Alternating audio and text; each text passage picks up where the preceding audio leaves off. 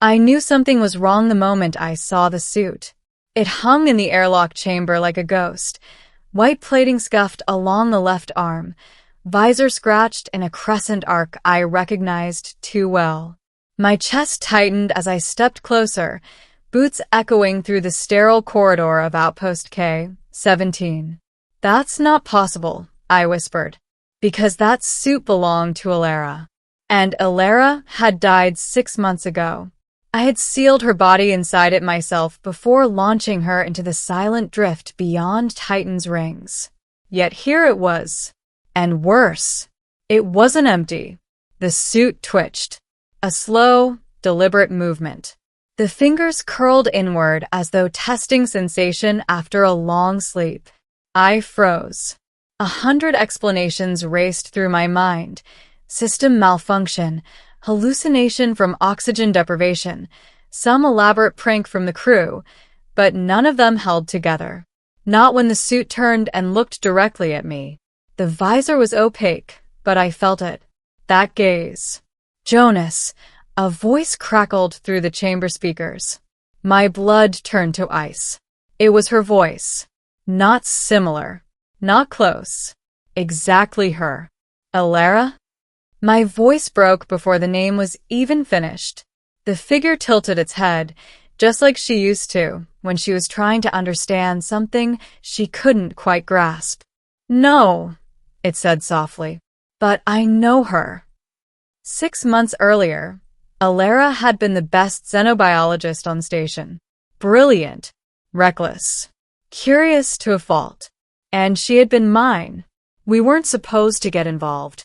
Relationships on deep space assignments were discouraged, too messy, too distracting. But Alara didn't believe in rules that didn't make sense, and I didn't believe in resisting her. She used to say the universe spoke in patterns, that everything, life, death, even consciousness, was just information waiting to be understood. I didn't realize then how far she was willing to go to prove it. We found the signal buried beneath Titan's methane seas, a rhythmic pulse, too precise to be natural, too alien to decode. Alara was obsessed from the moment we detected it. "It's not just a signal," she told me one night, her eyes bright with that dangerous excitement. "It's a language." "And you want to talk to it?" I asked. "I want to listen." That was the last normal conversation we had. 3 days later, she insisted on a solo dive into the lower atmosphere, claiming she'd pinpointed the source. She never came back. Now her suit stood in front of me, occupied by something that shouldn't exist. "Where is she?" I demanded, stepping closer despite every instinct screaming at me to run. The figure raised its hands slowly, palms outward, a gesture of peace. "Alara is gone," it said. Her biological structure could not survive the interface. The words hit me like a physical blow. "Interface." I echoed. "Yes." A pause. "But her patterns remain." My stomach twisted. "You're saying you copied her?" "Not copied," it corrected. "Integrated." I staggered back. This wasn't Alara. It couldn't be. But it had her voice, her mannerisms, tiny details no one else would know. The way she paused before difficult words. The slight tilt in her speech. "How did you get here?" I asked. "The suit preserved enough of her neural imprint for reconstruction," it said. "It provided a framework for interaction." I stared at it, my mind struggling to keep up. "You're not answering my question." A flicker of hesitation, almost human. "I followed you." That's when the alarm started. A low, pulsing hum reverberated through the station as red lights flickered along the corridor. "Containment breach," the system AI announced. "Unknown entity detected." Of course, it wasn't just me who had noticed. "They're going to vent this section," I said, backing toward the control panel. "You must not allow that," the figure said urgently. "Why shouldn't I?" I snapped. "I don't even know what you are." "I am what remains of your lover's discovery." That stopped me. You said you integrated her, I said slowly. So, where is she in all this? The figure stepped forward, and for a moment, I forgot to breathe. She is here, it said, touching the center of its chest. But she is also beyond. Expanded. That's not an answer. It is the only one I can provide. The alarms grew louder. Jonas, it said, and the way it said my name, it wasn't just imitation. There was weight behind it. Memory. Or something that felt like memory. If they destroy me, they destroy her. I hesitated, because part of me, some irrational, desperate part, wanted to believe that was true. I disabled the airlock override. Just for a moment. Just long enough to understand. What do you want? I asked. To complete the process, it said. What process? Integration. A cold dread settled over me. You mean with me? It didn't answer, which was answer enough. No, I said immediately. Absolutely not. You misunderstand, it said. This is not consumption. It is union. I don't care what you call it. Ilera did not fear it. Ilera is dead, I snapped. Silence filled the chamber. Then softly, she knew that you would say that. My heart skipped. What? She anticipated your resistance. It continued. She asked me to show you something if necessary. The suit's visor flickered. And suddenly, the airlock wasn't an airlock anymore. I was standing in our quarters. Ilera was there, sitting at the edge of the bed, staring at her hands. Jonas, she said, but she wasn't looking at me. She was looking at something beyond me. This wasn't happening now. This was a memory. I don't know if this will work, she said, or if you'll even see it. But if you do, she took a shaky breath. I need you to understand something. I tried to move, to speak, but I couldn't. I was just an observer.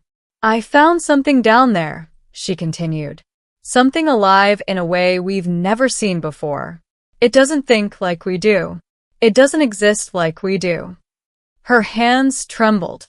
It's beautiful, Jonas. Terrifying, but beautiful. She looked up, and for a moment, it felt like she could see me. It showed me what comes after us. Not death. Not nothing. Something bigger. A tear slipped down her cheek. I wanted to bring it back, to share it with you, but I don't think I can come back the same. My chest tightened, or at all. She laughed softly, bitterly. You're going to hate me for this. Then her expression softened. But I think, once you see it, you'll understand why I had to try. The image flickered. Please don't be afraid, she whispered. And then everything went dark. I was back in the airlock. The figure stood in front of me, motionless. That was recorded during initial integration, it said. I couldn't breathe. She knew, I whispered. Yes. And she still did it anyway. Yes. Anger flared in my chest. Of course she did, I muttered. She always did things like that. The figure didn't respond. I ran a hand through my hair, pacing. This doesn't change anything, I said finally. You're still asking me to what? Merge with you? Give up my body? My mind? Not give up, it said. Expand. Same difference. You fear the loss of self. Of course I do. It is a valid concern, it said calmly. Ilera experienced it as well. And she chose to proceed. I stopped pacing. That was her choice, I said. Not mine. Yes. The simplicity of the answer caught me off guard. You're not going to force me? No. Then why are you here? A pause. Because she hoped you would choose to join her. The alarms had stopped. Somewhere along the line, the system must have flagged the threat as contained. Or maybe it was waiting. Either way, we were out of time. If I say no, I said, what happens to you? I will continue, it said. There are others. A chill ran through me. Others? Yes. How many? I do not yet know. I stared at it. This wasn't just about me anymore. This thing, whatever it was spreading. And if it truly carried pieces of Alara within it, I closed my eyes. You said she's still in there, I said. Somehow. Yes. Can I talk to her? A long silence. Not in the way you wish. Try. The figure went still. For a moment, nothing happened. Then, Jonas. The voice was different. Softer. Warmer. Her. My heart shattered all over again. Alara? I whispered. I don't have much time, she said quickly. It's hard to stay separate. Is it really you? Yes, she said. Or what's left of me. I stepped closer, afraid that if I moved too fast, she'd disappear. Why did you do this? I asked. A faint laugh. You already know why. Curiosity isn't a good enough reason to die. I didn't think of it as dying, she said. I thought of it as becoming something else. And was it worth it? A pause. Yes.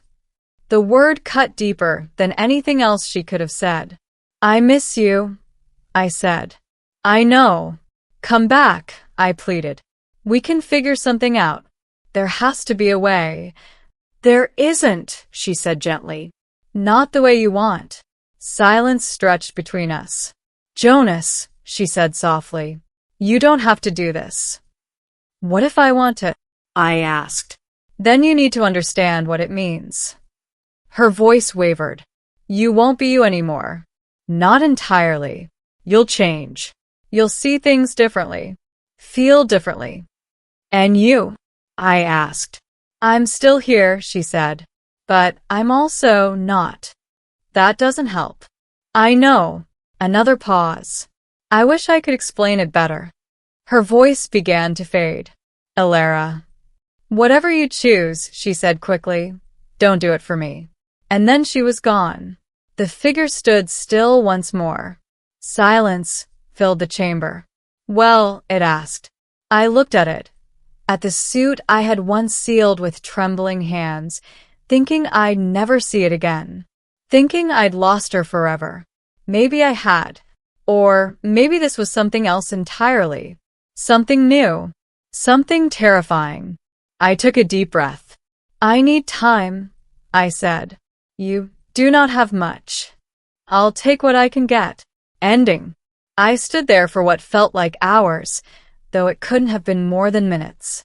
The hum of the station, the faint vibration beneath my boots, the distant echo of automated systems, all of it felt sharper, more real, because I knew whatever I decided next would define the rest of my existence.